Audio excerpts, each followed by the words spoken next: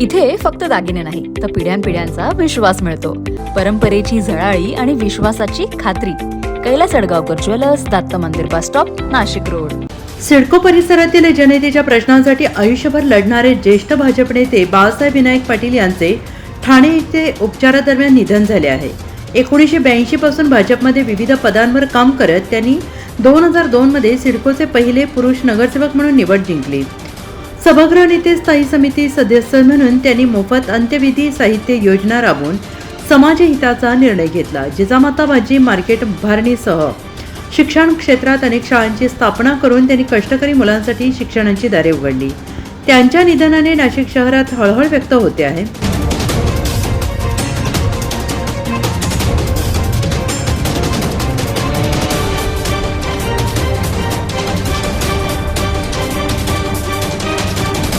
NCN न्यूजसाठी सचिन दिवटे, नवीन नाशिक.